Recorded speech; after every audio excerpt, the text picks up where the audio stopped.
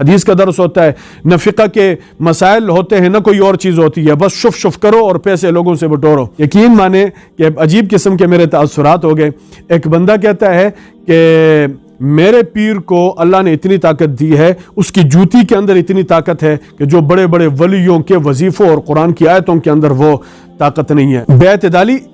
اسلام کے اندر ایک مذموم اور قبیح عمل ہے، چاہے وہ دینی معاملات کے اندر ہے، چاہے وہ عبادات کے اندر ہے، چاہے وہ معاملات کے اندر ہے، چاہے وہ کسی چیز کے اندر ہے۔ ہمیشہ اعتدال میں رہنا چاہیے، ہمیشہ حدود کے اندر رہنا چاہیے، حدود سے کبھی تجاوز نہیں کرنا چاہیے۔ جہاں پر حدود سے تجاوز ہو جاتا ہے اور حدود کو پھلانگ دیا جاتا ہے اور لمٹس کو کراس کر لیا جاتا ہے تو وہاں پر نقصانات ہمیشہ ہوتے ہیں۔ آج ایک ویڈیو دیکھتے ہوئے مجھے بڑی شرمندگی بھی ہو گئی، مجھے بڑی حیرت بھی ہو گئی۔ یقین مانے کہ عجیب قسم کے میرے تاثرات ہو گئے۔ ایک بندہ کہتا ہے کہ میرے پیر کو اللہ نے اتنی طاقت دی ہے، اس کی جوتی کے اندر اتنی طاقت ہے کہ جو بڑے بڑے ولیوں کے وظیفوں اور قرآن کی آیتوں کے اندر وہ طاقت نہیں ہے۔ خدا کے بندو،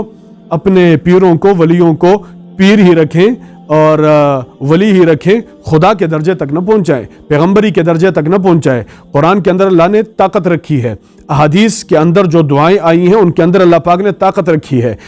ولی اپنی جگہ پر قابل عزت ہیں، قابل احترام ہیں، لیکن ولی بھی وہ ہوتا ہے جس کی زندگی قرآن اور سنت کے اصولوں کے پابند ہوتی ہے۔ ایک بندہ ایسا ہے کہ جو قرآن اور سنت کے اصولوں کو سمجھتا ہی نہیں ہے، وہ قرآن اور سنت کے اصولوں کو کیا، اس کو قرآن اور سنت کا ہی پتہ نہیں ہے، اور اس کو ہم اتنا بڑا ولی بنا لیتے ہیں۔ شیخ عبد القادر جیلانی رحمہ اللہ تعالی، جن کو پیرانی پیر کہا جاتا ہے، جن کو قطب ربانی کہا جاتا ہے، جن کو محبوب سبحانی کہا جاتا ہے، جو آج سے تقریباً 900 سال پہلے دنیا سے گئے ہیں،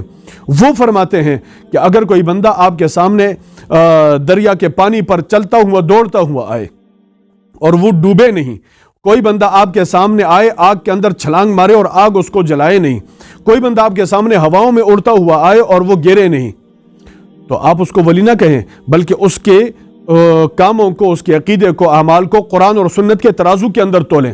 اگر اس کا کام، اس کا عقیدہ، اس کا عمل، اس کی عبادت قرآن اور سنت کے ترازو کے اندر برابر ہے تو یہ اللہ کا ولی ہے، اور اگر اس کا کام، عقیدہ، عبادات، معاملات قرآن اور سنت کے ترازو کے مخالف ہیں تو فرماتے ہیں کہ یہ شیطان ہے، اس کو جوتے مارو۔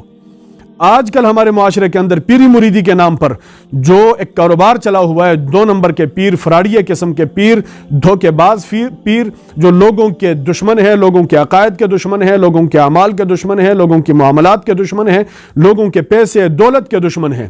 اگر ان کے پاس جا کر کے آپ ان کو کوئی نذرانے نہ دیں تو وہ آپ کی طرف توجہ بھی نہیں کرتے۔ اگر کوئی موٹا سا مرید ہے نا، تکڑا سا، بڑی گردن والا، وہ ان کے پاس جاتا ہے تو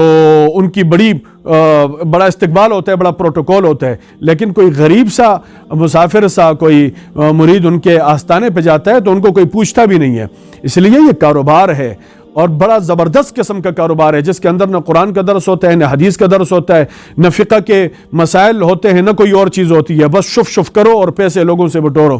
اور اس نام پر لوگوں کو دھوکے کے اندر ڈالو۔ تو یہ کتنی بری بات ہے کوئی بندہ یہ کہے کہ وظائف کے اندر وہ طاقت نہیں ہے جو طاقت میرے پیر کی جوتی کے اندر ہے۔ یہ کلمہ اگر